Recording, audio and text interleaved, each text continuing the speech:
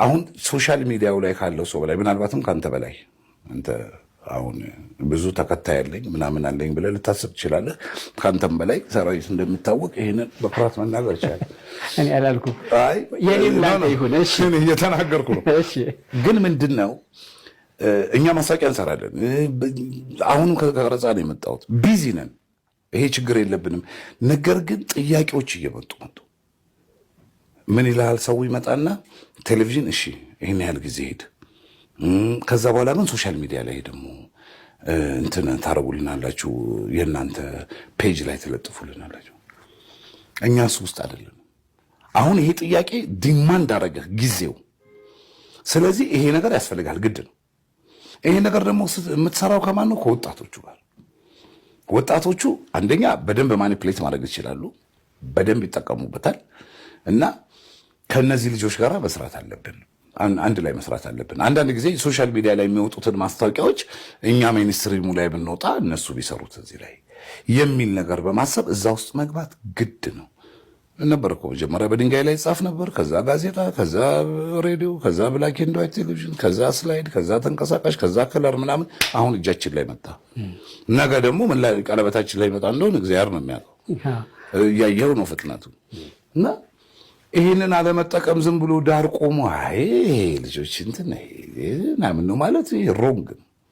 እኔ በዚህ አላምንም። አንደኛ በወጣት በጣም ማምን ሰው ነኝ። በጣም እኔ ወጣቱን ምንድነው የምለው ነገር አለ። እንደውም ብዙ መድረክ ላይ በቃ መስራት እንትን ማለት መሰልጠን ምናምን ያለበት ነው። ወጣቱ ኤክስፐርት ነው መሆን ያለበት እንጂ ኤክስፖርት መሆን የለበትም የምል ሰው ነኝ። ከዛ እንደገና ወጣት የነገ ሀገር ተረካቢ፣ የተነገ ወዲያ ሀገር ተረካቢ ምናምን በለ የዛሬ ሀገር ተረካቢ የነገ ምናምን ህፃናቶች ናቸው። ስለዚህ እነዚህ ልጆች አብሮ መስራት፣ እነሱ መስመር ማስያዝ፣ እነሱን እንትን ማለት የምትችለው መምከር። ከስንት ሀገር የሚመሩ ሰዎች ጋር እንዳልዋለ እንዴት መጨረሻው ይሄ ሆነ? ስንት ነገር በተናገረበት አንደበቱ ከአዶናይ ኋላ ኋላ እየተከተለ ወጣቱን ትውልድ ደድቡ፣ ሰግጡ፣ ፈምሱ ሊል ነው። ሰራዊት ምንድነው የፈለገው? ገንዘብ ወይስ ዓላማው ነው የገዛው? እዚህ ከገባ የት ነው ላይገባ የሚችለው? ይህ ቦታ ለኔ አይሆንም የሚባል ነገር እኮ አለ ብሎ ጻፈ። ጠቅለል ሲል በአንተ ደረጃም ያለ ኪነ ጥበብ ውስጥም ያለ ሰው ስለጻፈው አነሳሁት። የኔም ጥያቄዎችም የሰበሰብኳቸውም ከዚህ የራቁ አይደሉም። አርቲስት ሰራዊት ፍቅሬ በአካዳሚክ ህይወቱ የሚታወቅ በተምሮ ማስተማር የሚያምን ምክንያታዊ ሰው ነው። የመጣበትን መንገዱ ህይወቱም የሚያሳየው ይሄ ነው። ለምንድን ነው ሰሞኑን እንዲህ አይነት ነገር ላይ የዋለው የሚሉ ብዙ መነጋገሪያዎች አሉ። እንዴት ትስታየዋለህ? አሪፍ ነው፣ መልካም ነው።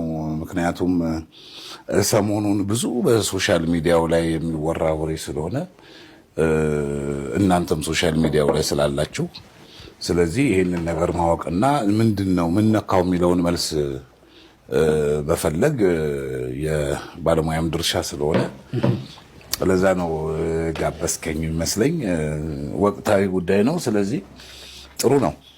ይሄ ሰውዬ ያለውን አላየሁትም። ሆነስሊ ስፒኪንግ ይሄኛውን ሌላውን ያየሁት እንደዚሁ ትልቅ ሰው ይባል ጻፈውን እና መጀመሪያ እኔ ደግሞ ከዚህ ልጅ እነሱስ ምን ነካቸው ብዬ ልጀምር። ምክንያቱም ልጁ እንዲህ ይላል ከተባለ እነሱ ደግሞ ሰራዊት ለምን ሄደ እንዴት ሄደ የሚለውን ሳያጣሩ ሳይጠይቁ የጉዞ አስፈጻሚ የጉዞ ዓላማ ገንዘብ ለማግኘት ለምናምን እንዴ ያየሁት ሌላም እኔ ጻፈ ሰውዬ ነበር። እሱንም አይቼዋለሁ። ከዛ በኋላ ደግሞ የሚረጋገበውን ነገር ታያለህ። እሱ ብዙም እና እንዴ ምን ሆነው ነው ያልኩት፣ ምን ነካቸው ነው ያልኩት። ምክንያቱም የት ነው የተገኘው? ምንድነው ያለው ሰራዊት? እንዴት ነው የተገኘው የሚለውን ማወቅ ነበረባቸው። ለማንኛውም እንድታውቀው ያህል እንዴት ነው የተገኘው የሚል ጥያቄ ላንሳ። ለኔ ንገረኝሽ ስለምትል እሺ። የጠራን አፍሮሃብ የሚባል ድርጅት ነው በኢስት አፍሪካ የቲክቶክ አዋርድ ሊያዘጋጅ፣ ከዛ ሲቀጥል ደግሞ ቱር ሊያረግ ምናምን ተባለ ድርጅት ነውና አዶናይ እንትን ብለን ይዘን ወደ እንደዚህ ቱር እናደርጋለን። ኢትዮጵያን የማስተዋወቅ ስራ ነው። አሁን ያሉንን በጣም ብዙ ነገሮች ያሉን የሚጎበኙ እና እሱን ይዘን ልንዞር ነውና ፕሬስ ሪሊዝ ይሰጣል፣ ጋዜጣዊ መግለጫ ይሰጣል እና እዛ ላይ እንድትገኝልን እንደ ማንኛውም ጊዜ የአዶናይ ፕሬስ ሪሊዝ ላይ አይደለም። በጣም ትልልቅ እንዳለው ጸሐፊው ትልልቅ የመንግስትም የትልልቅ ተቋማትም ስራዎች ላይ እንገኛለን፣ እንሄዳለን፣ እንጋበዛለን። ሰርግም ለቅሶም በዛው ልክ እንደዛ ነው እንትናችን እና እነዚህ ሰዎች አክብረው ከጠሩን ፕላስ ይሄ ጉዞ ምንድነው ያለው ነገር ሲሚው እንወቃው እንዴት ነው በሚል ሄድኩኝ። የዓላማው ነው ማይሆነ የዓላማው አሪፍ ነው። እሺ ጉዞ ነው። ለምሳሌ ስሙ ቢቀየርና ወደ ኢትዮጵያ ጉዞ አዶናይን ይዞ ቢለው ጥሩ ነው ለኔ። እኔ ደስ ይለኛል። ለሱ አይነት ስም አወጣጥ ላይ የሚያማክረን ምን እንነግረዋለን፣ ችግር የለብን። እና እሱ እንደ ብራንድ ስለተጠቀመበት ያንን የሚለውን ቃል እንደ ብራንድ ስለተጠቀመበት በቃ ብራንዱን ተከትለን እንሩጥ ነው የተባለው። ይሄ ትክክል አይደለም። እዛው ነገርካቸው እንደዛ ሰው አንድ ነገር አልነገርኳቸው። ሰርሽ አይመለከተኝም ለማቋረጥ ተጋብዘሃል እኮ ኖ እኔ በቃ ተጋብዣለሁ። የሶሻል ሚዲያ በጎ ተጽዕኖ ፈጣሪዎች የወጣቶች ማህበር ተቋቁሟል። የዛ ማህበር እኔ የክብር አባል ነኝ። እንደውም የጠቅላላ ጉባኤው ምክትል ፕሬዚዳንት አድርገው መርጦኛል። ልጆች ናቸው ወጣቶች እና አም ቬሪ ሃፒ እነሱን እዛ ጋር በማየቴ። አሁን እዚህ ማህበር ውስጥ ብዙ ልጆች አሉ ሶሻል ሚዲያ የሚጠቀሙ ቲክቶክ ብቻ አይደለም፣ ኢንስታግራም፣ ዩቲዩብ፣ ፌስቡክ ምናምን የሚጠቀሙ ልጆች በጣም አሪፍ ስራ የሚሰሩ በጎ ተጽዕኖ የሚፈጥሩ ይሄ ለሌላ ነገር የሚጠቀሙበት አይደለም እና እዛ ውስጥ መግባትህ ብዙ የሚገርም ነገር አልመሰለኝም። እኔ የትም ቦታ ትሄዳለህ፣ የሰውየው ስተት ሊሆን ይችላል። ሰርግ ተጠርተህ ሄደህ እኮ ሰዎቹ በሶስተኛው ቀን ሊጋደሉ ይችላሉ። አንተም ያገባህ ነገር ያለ አይመስለኝም አይደለ? ትጠራለህ፣ ትሄዳለህ። እነሱ ተጣሉ፣ ተፋጁ፣ ያንተ ጉዳይ አይደለም። አሪፍ ዝግጅት ነበረ። በጣም ትልቅ ዝግጅት ነው። ከፍ አድርገው አክብረውታል ልጁን። በሊሙዚን ነው የመጣው፣ መርሴዲስ ከፊት እየመራ ምናምን። እኔ ከአርት ጋር ቀረብ ያለ ሰው በዚህ ደረጃ ሲከበር በጣም ደስ ይለኛል ሆነስሊ። ምክንያቱም ብዙ የምታውቀው ነገር አለ። ያው የኛ ሀገር አርቲስቶች ከአርት ጋር ቀረብ ያለው ሰው ማለት ነው። ይሄ እንደዚህ ሶሻል ሚዲያው ላይ ምናምን ፌመስ የሆነው ሰውዬ አዶናይ ማለት ነው። እንደዛ ነው አመጣጡ። እሱ አርቲስት ነው፣ የኪነ ጥበብ ተሰጥኦ ነው። ከአርት ጋር ቤተሰብ ነው። የኪነ ጥበብ ተሰጥኦ ምናምን የለም። ሞቲቬሽናል ነው ምናምን ነው የራሱ መንገድ ነው እሱ። አይ ሎጎ እኮ ሰግጡ ፈምስ ነው። ሰግጥ ፈምስ እኮ ነው። አይ እሱ አይደለም። ይሄ አርት ነው እያልከኝ ከሆነ አዲስ የኪነ ጥበብ አዲስ ስም እናገኝ ብዬ ነው። እኛ የተጠራነው አፍሮሃብ የሚል ካምፓኒ ነው የጠራነው። አፍሮሃብ ከዚህ ልጅ ጋር የአምባሳደርነት ውል እንደተዋዋለ መቼም ሳትሰማ አትቀርም። ስለምትሄድበት ቦታ መቼም መረጃው አይኖርህም። አለኝ ጉዞ ላይ ሊጓዙ ነው።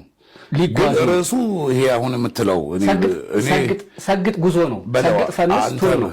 አንተ በለው እኔ ያልለው፣ ምክንያቱም ቃሉ እያልን ብንጠራው ይሻለኛል። ምክንያቱም እኔም ብዙ እንትን ስላልሆንኩ እሱ ላይ እና ሄድን። ልጁ በጣም ፌመስ ነው። 3.5 3.8 አሁን እንደውም 3.9 ሚሊዮን ተከታይ 170 ምናምን ሚሊዮን ላይክ ምናምን ያለው ልጅ ነው። ትልቅ ነው። ይሄ በጣም ትልቅ አቅም ነው።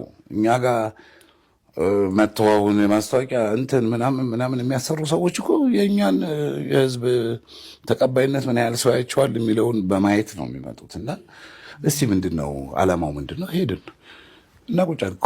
ከፊት ከምናምን ነው ምናምን እንግዲህ የለም እዚህ ጋር ነው። እንደውም ኋላ ነው ቁጭ አልኩት።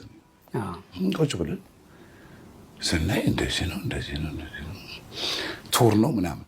ዘኦንሊ ቲንግ እኔ ርዕሱ ላይ አልተስማማው።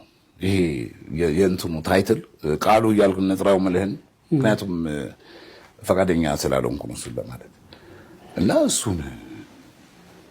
እሱ ፓርት ደስ አላለኝ። ከዛ ውጪ ጉዞ ይሄዳል ልጆቹ ጋር በየአገሩ በየምናምኑ የሚለው ነገር ብዙም ከባድ አይደለም። አየናይ ጥሩ ነው እንግዲህ ይሄን ቢቀይሩ ጥሩ ነው በራስህ። ምክንያቱም እዛ ጋር ያንተ መድረክ ስላልሆነ መናገር አችልም። ከዛ ፎቶ እንነሳ ተባለ። አዳራሽ ውስጥ ያለ ሰው ሁሉ ፎቶ ሲነሳ ነበር። በአጋጣሚ ስለወጣ ፎቶ ተነሳ and just go ወደ ቤቴ። በቃ ይሄው ነው እንደው ዝም ብለህ ጥቅሉ ነገር ይሄው። እነዚህ ቲክቶከሮች ጋር ውለህ መጨረሻው የሆነው አሁን ላጣራ ነው ብሎ ሰብስቦ አዶናይን ሰግጥ ፈምስ ጉዞ አዶናይን ይዞ ተብሎ በተጠራበት መድረክ ላይ አንተ ተገኝተህ አይቻለሁ። ነገ ምን ክስ እንደሚመሰርት ፖሊስ አናውቅም። የሀገር ባህል በመጣስ ምን እንደሚለን አናውቅም። እሱን እንጠብቃለን። ለዚህኛውስ በዛ በመገኘትህና ከእሱም ጋር በመወልህ የዚህኛውን ደጋፊ ነኝ በማለትህ የሚመጣውን የሞራል የትውልድ ውድቀት በዚህ ዘመን ምንም አይሰራም፣ ትምህርት አይደለም መሰገጥ ብቻ ነው የሚልን ሀሳብ ይሄኛው እንዴት ነው ይቅርታ የምጠይቀው? ይሄኛው እንዴት ነው የምታስተካክለው ብዬ ቆይ የሞራል ውድቀት እንትን እንዳሸቅ ምናምን የሚባል የቋንቋ ማሳመር ነገር አይደለም። እኔ የሄድኩበትን ነገር ነገርኩ። ከዛ በኋላ የእሱ ኃላፊነት ነው። ማስተካከል አለብን። እነዚህን ሰዎች ማስተካከል አለብን። ስታስተካክል አልታየህም? ተገኝተህ ስታስተካክል ያሳየው አይደለም እኮ ማስተካከል ተገኘው እዛ ተስተካክሎ። እሺ አንተ ተስተካክሎ አላየንም። አሁን ልጁ አልተስተካከለም። እንግዲህ ይሄንን ድጋሚ ደገመው። እኛ ያየነህ አየንህ። እኛ ተገኝተን አየንህ። ስታስተካክል ለምን አላየንህ እንዴ? እንዴት መንፈስ አይሆንም ማስተካከል። ስታነጋግር ሰው ሁልጊዜ ምን አለ መሰለህ ስህተትህን ለአንተ ነው የምነግርህ። እኔ ስህተትህን አደባባይ አውጥቼ አንተ እንዲህ ነህ ስልህ ልገኝ አልችልም። እዛ ቦታ ላይ ተገኘህ። ከዛ በኋላ ያልተመቸህን ነገር ቁጭ ብለህ በራውንድ ቴብል የሚሆን በእንትን የሚሆን ቁጭ ብለህ ታወራለህ። ይሄ ልክ አይደለም ትላለህ። ያንን ደግመህ ደጋግመህ መክረው ካልሆነ ግን የእሱ ፋንታ ነው የሚሆነው ይሄ እንጂ ህዝቡን። ምክንያቱም አንደኛ ይሄንን ሞብ እንዲህ ብድግ ብሎ እንደ ወሰላት አይተዋል አይደለ? እንትኑ ሚዲያው ኦልሞስት ግማሽ በግማሽ ነው ተንጫጫለው። ምናልባትም ሊበልጥ ይችላል። አንደኛው ፓርቲ አይደል ነው የትኛው ሊበልጥ ዳታ ስላልሰራው። ይሄንን ገብተህ እዛ ውስጥ አንተ መሙጫረቅ የለብህም። በትክክል ለሰውየው ነው የምትነግረው። እሱ ያንተን ስሜት ነው። ሰውየውንም ደግሞ በትክክል ይሄንን መቀጠል አለብህ ብለው ደግሞ የመከሩትም አሉ። እንዳየው የእነሱ ስሜት ነው። የኔ ደግሞ ይሄኛው ርዕስ ይቅር። ምክንያቱም ብዙ ጊዜ ቋንቋውን ቃሉን የምንጠቀምበት ለሌላ ነገር ነው፣ በተለይ አንደኛው። ስለዚህ ይሄንን ተወው፣ ይቅር። እሱ ማለት ነው አንደኛው። ያኛው ኖርማል ነው፣ እንግሊዝኛም ስለሆነ ወደ አማርኛ ተዳቅሏል። እሱም እንትን አደረግን እንትና ተው የሚል ነገር ተናግረን ገብቷል። ሰው አሁን ይሄንን ስትመክርም እኔ ስትገኝም እኔ ቡናም ስትጠጡ እኔ እንደዚህ ስትጎርሱም ካላየን እንዴ ምንድን ናቸው ብታት ጥፋትን ስተትህን ለኔ ነገረኝ ጥሩነቴን ለጓደኞቼ ነው አለ የሚለው። እንደው በየሆቴሉ እንኳን የተለጠፈው ብዙ ማንበብ አያስፈልግም። ይሄ ደግሞ ሰው ያንተ ቅጥቅጥ መሆኔን አያውቅም እና ያንተ ግርፍ መሆኔን ደግሞም እንደውም ይሄን ቁሜ ነው የምነግርህ። በእውነት ለምን መሰለህ በመምጣትህ በራሱ የተሰማኝን ደስታ መንገር እፈልጋለሁ። ሰርሽ ጓደኛህ ሳምሶን ማሞ ስራ ቅጠረኝ ብዬ ሄድኩ አንድ ጊዜ ቢሮ።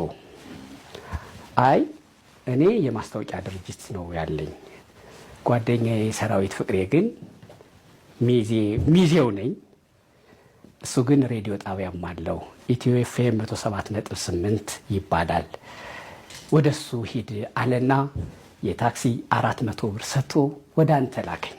ኦኬ ወቅቱ ሰኔ መጨረሻና ሐምሌ አካባቢ ነበረ። መጣው 3 ሳምንት በጥቂቱ ወጣ ገባ አልኩ፣ የበጀት መዝጊያ ነው በሚል።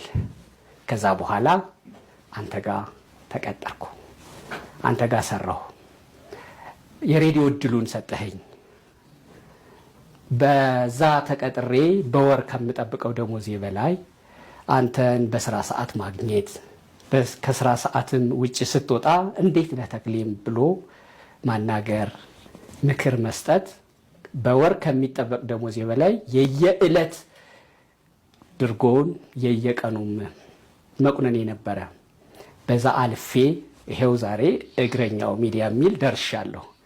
በተክለ ሃይማኖትም በእግረኛውም እንዲህ ትታወሳለህ። አንተ እድሉን ስለሰጠኸኝ በጣም ነው የማመሰግነው። በጣም ነው የማመሰግነው። ቁጭ በል። በጣም ነው የማመሰግነው ሰርሽ። ቁጭ በል። እግዚአብሔር ይስጥልኝ።